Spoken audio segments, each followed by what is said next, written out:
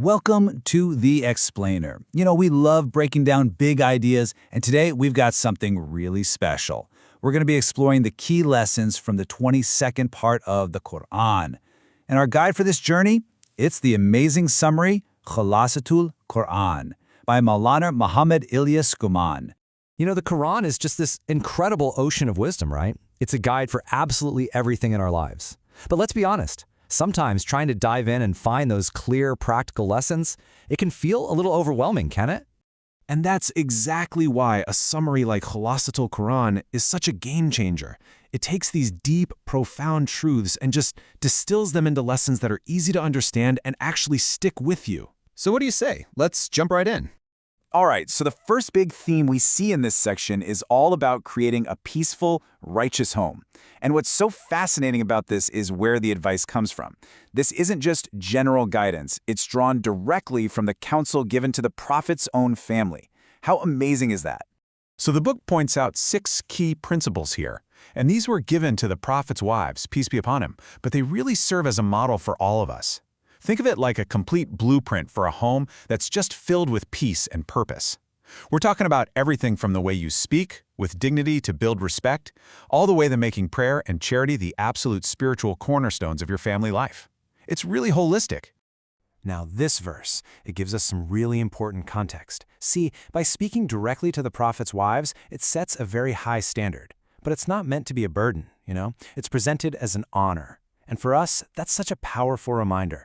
The more spiritual status, the more knowledge you have, the greater the responsibility that comes with it. It's a beautiful principle. Okay, so let's move on and see how the Quran builds on these ideas, because it doesn't just lay out a bunch of rules, right? It teaches us through these incredibly powerful, vivid stories of the prophets who came before. And this juz, it focuses on 2 really remarkable figures, a father and son whose stories are just filled with awe and wonder.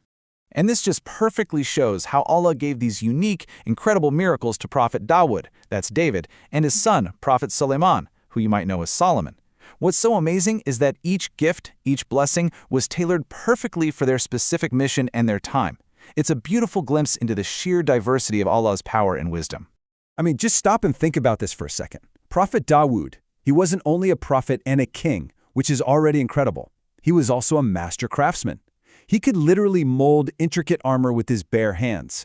And this wasn't about strength or force. It was a divine gift, a miracle that made hard iron as soft as clay in his hands. But then you have his son, Prophet Sulaiman, and his kingdom was, it was on another level.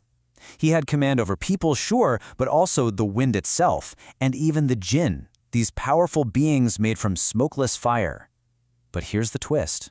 For all that power, it's the story of his death that teaches us one of the deepest lessons about what we can and can't know. So, here it is, the main takeaway.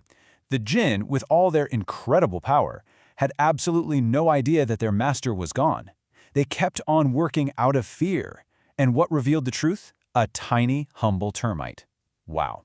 This story is just such a powerful and honestly, a humbling lesson that no matter how powerful a creation is, true knowledge of the unseen belongs only to Allah, period.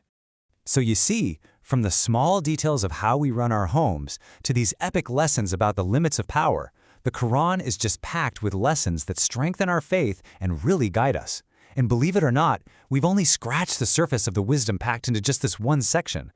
This whole journey of seeking knowledge, it's really a cornerstone of our faith, isn't it? And that's something we take to heart at Ummah 360. Our whole mission is to make that journey, that quest for knowledge, as easy and accessible as possible for every single one of us. And that's why I'm so excited to tell you that this very summary we've been talking about, Khulasatul Quran, is available for you to read right now. It's waiting for you, along with hundreds of other amazing Islamic books, all inside the Ummah 360 app. Ready to dive deeper? It's super simple. You can just scan the code you see on the screen right now, or head over to your app store, whether that's Google Play or the Apple App Store, and just search for Ummah 360. So, what are you waiting for? Are you ready to make seeking knowledge a seamless part of your daily life? Go ahead and download Ummah 360 today. You'll literally be carrying an entire library of essential Islamic wisdom right there in your pocket. Thanks so much for joining me for this explainer.